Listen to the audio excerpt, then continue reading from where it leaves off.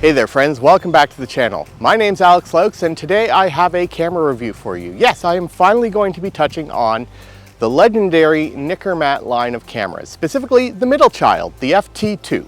So like always, let's head back to the studio. We can dig a little bit into the background of the camera. I can show you around the system and give you a brief tour of its functionality. And I will meet you back here. The company we know today as Nikon formed in July 1917 as Nippon Kogaku.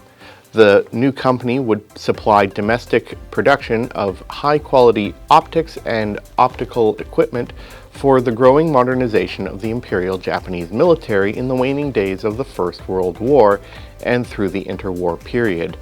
Camera optics would become a part of that in 1920 thanks to a group of German engineers, and the familiar Nikon branding would show up in 1932. Nippon Kogaku would supply some of the first LTM M39 lenses for camera rangefinders, but military contracts would remain their bread and butter. Of course, in 1945, at the end of the Second World War, all these contracts vanished in a flash. Recognizing that the civilian optical and camera market was the way forward to economic recovery and rebirth, Nippon Kogaku turned their eyes to this market and in 1948 released their first rangefinder camera. The Nikon S was a standard 35mm rangefinder that took its exterior design cues from the Zeiss Icon Contax line of cameras, while the internal functionality was a lot closer to the Leitz Leicas. The one problem was it shot a 32 by 24mm frame size, far smaller than the 135 standard laid out by Kodak, and thus the Nikon S was banned from export. However, Nikon optics and the cameras did receive good reviews on the domestic market.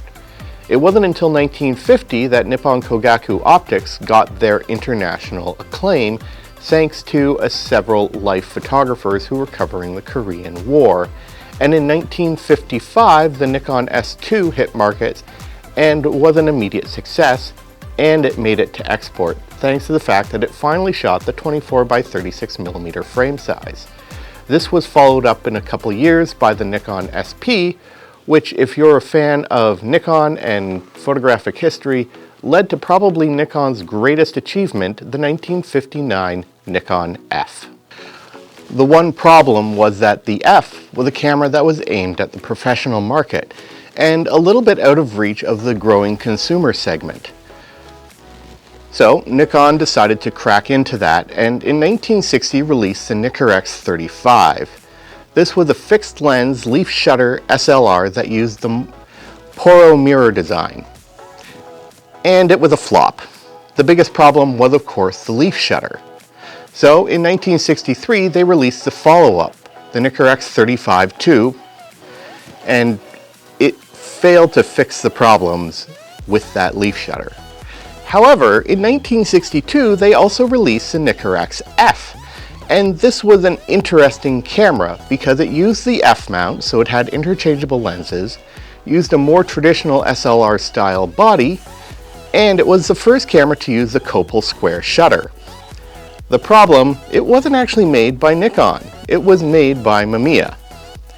And when Nippon Kogaku went back to the drawing board, they sold the entire Nikkormat F to Ricoh, which released it as the Ricoh Singlix F. In 1965, the Nikkormat FT hit markets. This was based around the Nikon F mount and made full use of every single lens that was available to Nikon F users. It also had full TTL metering using an averaging metering system similar to that found in the Photomic T head for your Nikon F. But the FT was far from perfect. There were some design flaws and some quality issues. So in 1967, Nikon released the Nikkormat FTN.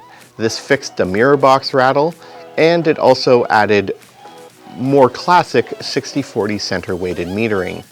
And the FTN stayed in production for over a decade and had a lot of design changes from the original release to when production finally stopped.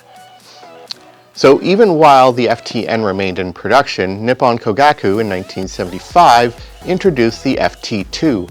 The FT2 took all the changes that had been made to the FTN and added a few of their own. A couple of the more noted ones is a plastic tip on the film advanced, a permanently fixed hot shoe, a modern silver oxide battery cell, and improved readouts on both the top plate meter and the viewfinder meter. Of course, the FT2 did not last in production for long, with production ending in 1977 with the introduction of the Nikkormat FT3. The FT3 is essentially an FT2, but it added native support for AI, or automatic indexing lenses. Unfortunately, the FT3's production was overshadowed very quickly, as a few months after its release, Nikon released a small form factor Nikon FM. But surprisingly, the FT3 remained in production into 1979, but at a much more limited number as more people wanted the FM. And if you've used an FM, you can understand why. But let's take a closer look at what I think is the ultimate Nikkormat, the FT2. And here it is. This is a Nikkormat FT2.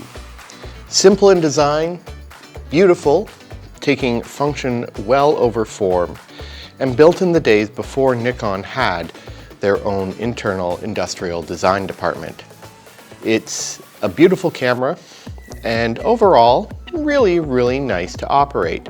So here on the front of the camera, you have your self timer on one side, you have your lens release here, and right here, this little tab here, that is for your shutter speed.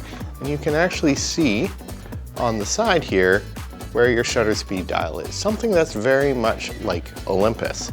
So up here on the top of the screen, you have this little button here. This is your depth of field preview lever, a standard shutter with a standard cable release threaded socket, and a lovely rounded frame counter. And here's your film advance, and you pull it out slightly and you have, this indicates that your camera meter is on. And speaking of meter, you actually have a meter display right here on the top. I've always found this a little odd because the pentaprism isn't removable, but I guess if you're working on adjusting things and holding it, it's nice to have that metering right there. And there's your rewind. On the back, fairly simple. You have the branding here and a nice round viewfinder, something I'm very glad that they continued with the FM and FE series. On one side, you got a PC sync socket so that you don't have to necessarily have a flash with an electronic contact here. You could use older flashes or even off-camera stuff. On the bottom, there's your rewind release, and here's your battery compartment. Again, this takes a single SR or LR44 battery, so it's nice and easy. And over here, there is your film door release.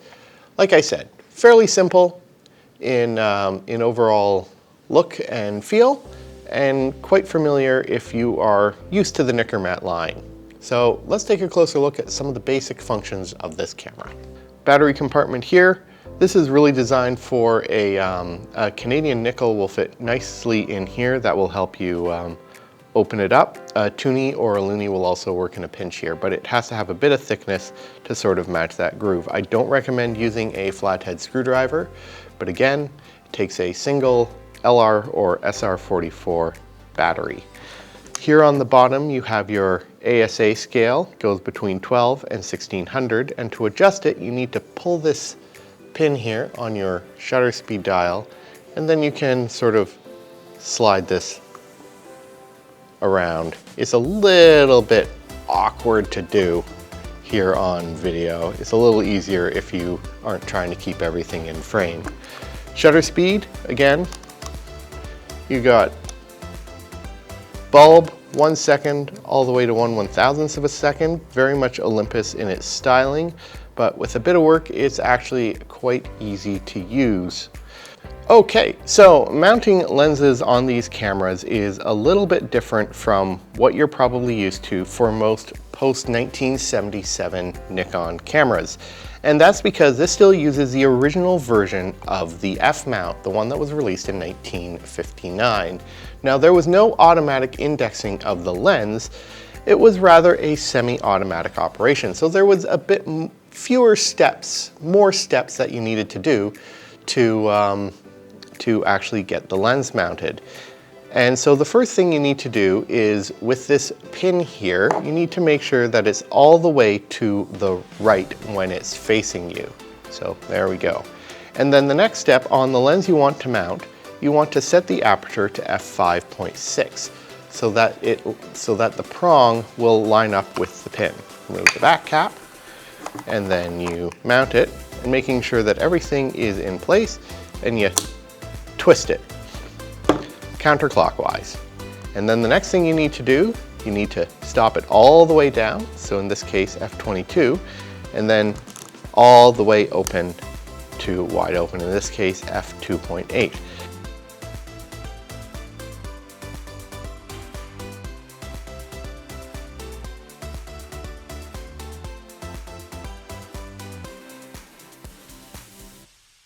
Okay, so today I am in Kerr Village, a part of Oakville, Ontario, here in Canada, just a little bit west of the downtown. I'm shooting my FT2 with the 28mm f3.5 lens, and I have it loaded with Ilford Delta 400, which I'm exposing at ASA 320, and I'll be developing it in Formulary FX2. Now, unfortunately, the meter in this is a little bit wonky, so I've also brought along my Reveni Labs hot shoe meter, an old favorite and great for cameras of this type when the meter's a bit off. Thankfully, being an all-mechanical camera, I can still shoot. All right, let's get walking and I can share a little bit of my experience with this beauty.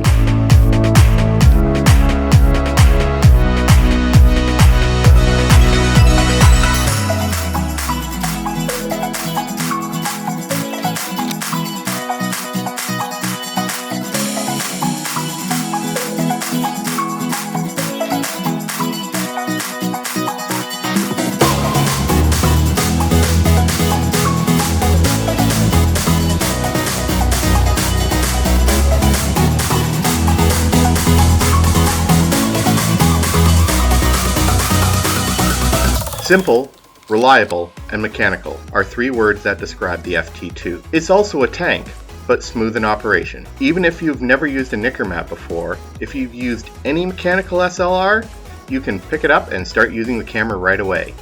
The biggest barrier will be mounting the lens if you've never used the non-AI version of the F-mount before, but with a bit of practice, you'll be fine. What surprises me most about the FT2 is that it's far quieter and far lighter than it looks at first glance. You can easily carry this camera around without too much added weight, which is nice because you have extra room for lenses and film. The shutter is also rather quiet, thanks to the fact that it is the legendary Copal square shutter. The viewfinder is bright and focusing is smooth and easy thanks to either the Type A or Type K viewfinder screen. The metering is large and easily viewed thanks to the matched needle both in the viewfinder and on the top plate. The shutter speed dial is located around the F-mount, but with a bit of practice, and even I'm still getting used to it, it shouldn't be too hard making that adjustment. Well, unless you are with an Olympus camera, in which case it'll be a breeze. Metering is the classic 60-40 center weighted, and the meter is quite solid for a camera of its age. But I'll admit, I'm a sucker for an all-mechanical matched needle SLR, so the FT2 fits that bill perfectly. It offers up a simpler way to meter and a great user experience overall. Even though I have many advanced SLRs with amazing metering and fast autofocus, the FT2 is a breath of fresh air, and it's nice to get back to basics every so often.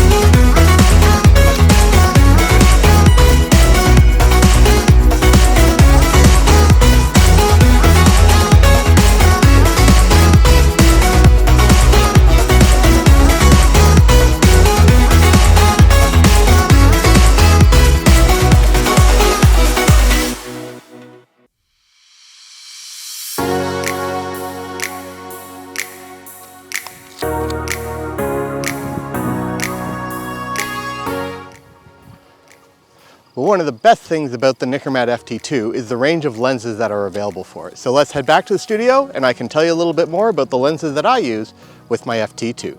Since its release in 1959, the Nikon F-mount has gone through a lot of changes. But the FT2 sits in that era just before the cusp of the introduction of automatic indexing. And it is these pre-AI lenses that will work 100% with your FT2. But that doesn't mean you can't use newer optics with it. Thankfully, Nikon had the brilliant idea of ensuring that a lot of their lenses were backwards compatible. Now, as someone like me, I have an existing set of Nikon lenses, so actually all the lenses I use with my FT2 are of the AI or AIS type. And that's what's great about them, is that as long as it has that coupling prong and on the lens barrel itself, you can use these lenses with your FT2 because it just requires you to manually index the lens every time you mount it. And it also means that if you're going to get a Nikkormat, either an FTN, an FT2, even an FT, and especially the FT3, is that you don't have to worry about buying another set of Nikon optics for it. But if you are going into this fresh, I do highly recommend looking mostly at pre-AI lenses, mostly because a lot of them can be had for a lot less than the more modern AI and especially the AIS lenses. So what lenses do I use with my FT2? Well, let's start at the widest end. The first lens that I have with my, that I love to use with my Nikon manual focus is of course the 24mm f2.8. This is a brilliant ultra-wide lens that is just absolutely stunning. I have the older AI version of it, but even if you get the AIS or have the AIS version, it's the same optical quality across the board.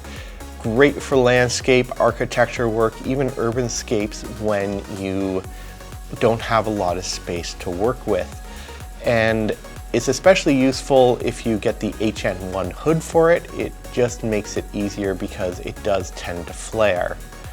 Next lens up is the 28mm f3.5, and this is one that I would recommend in either AI or pre-AI version because it is a lot less expensive than the f2.8 or f2 version, and all three have the same build quality. What I like most about the f3.5 version is that it doesn't have the same problems with fall off and vignetting at the edges when you're shooting wide open. I don't often shoot this wide open at f3.5. I usually shoot it at f4 as a minimum. It's kind of a hidden aperture on this one, but trust me, it does exist and it is there. Next up is the 35mm f2.8. Now I have the later model AIS version of this, so it is a little bit cheaper than say the f2, and a lot of people deride this because it has a lower element group count than the earlier f2.8 and the f2. But honestly, I haven't seen a quality difference between my f2 35mm autofocus version and my older AIS manual focus one, except for that little bit of extra light that's letting in, but it makes it an affordable option overall in the time when 35mm lenses are fairly expensive on the used market. Now, I went a little bit crazy with my 50mm option. I have an f1.4 version, so ultra fast, not as fast as like an f1.2, but again, this is a lens that I got for free, so I didn't really spend any money on it. It works really well. I like the quality out of it. I do often not shoot it at full open aperture at f1.4 because it does suffer significantly from vignetting and fall off at your corners. So I like to stop it down to about f2, f2.8. And speaking of f2, one of the best lenses to get for your Nikkormat is an older pre-AI 50mm f2 lens. These things are highly underrated and are super cheap on the used market, but pack a lot of optical punch behind it. And you can even find a later AI and AIS version that will work quite nicely with your camera. Getting a little bit longer, the one lens I wish I could use on my Nikkormat FT2 is the 85mm f2. The problem is the copy that I have came with the prong already removed, so I'm just looking for a lens that I can, spare prong that I can mount on it. Thankfully the screws are still there, so it'll just be a simple matter of mounting it.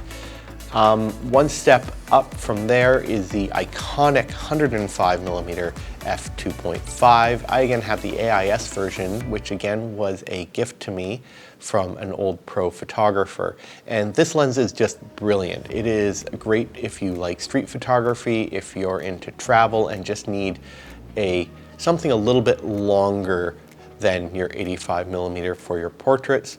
And it just produces a beautiful bokeh when you're shooting it wide open with very little vignetting and fall off at the corners. Now, for the FT2, if you want to get something a little more period appropriate, there is the pre-AI version, and it does have a different lens construction, and it is more in line with a sonar lens design. And again, just a really great option. And the pre-AI version is a little bit less expensive on the used market. If it comes to bargain short telephotos, the 135mm f2.8 is where it's at. The 135mm focal length is often overlooked. I know I don't use mine as often as I should, but it is still a lot of fun, and the AI version is very affordable on the used market and produces beautiful images all the same. And the final lens is a 200mm f4. This is a great compact telephoto lens, fits well in the bag, doesn't take up a lot of space, takes the same 52mm filters as all the other prime lenses that I've mentioned today. And again, super affordable. AIS version, you don't really need it on the FT2. You can go with just a straight AI or a pre-AI copy. And that about covers it. You can use a lot of lenses on your FT2 and you have a lot of great options. If you're just starting off, I would suggest getting the 50mm f2, the 28mm f3.5, and the 135mm f2.8. It won't break the bank, considering that the camera itself doesn't break the bank when you buy it. And definitely go with pre-AI glass, because you'll save a few extra dollars that you can dump into buying more film. And there you have it. That's my thoughts and reviews on the FT2.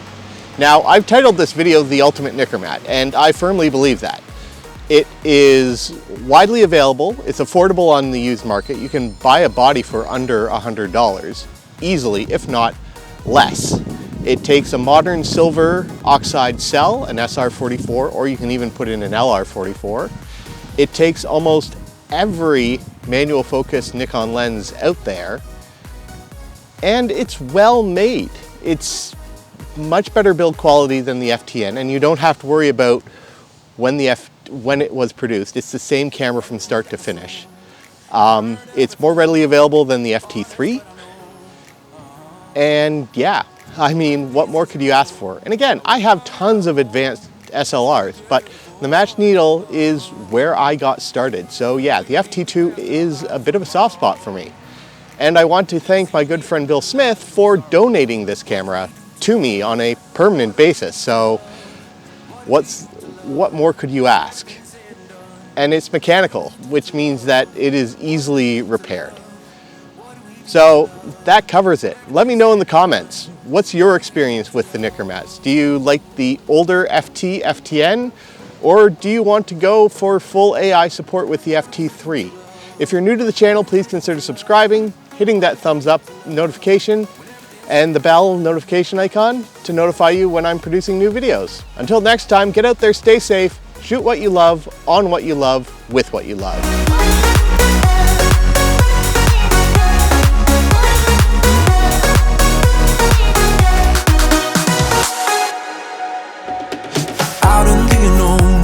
Story took its toll, thought I would've grown off the beaten track to become a better man, sinking into sin. We don't need the past in our lives for tomorrow. Never never see the end of the night filled with sorrow. What do we do to love? What do we do to love? What do we do to love? When everything's said and done, what do we do to love? What do we do to love? What do we do to love?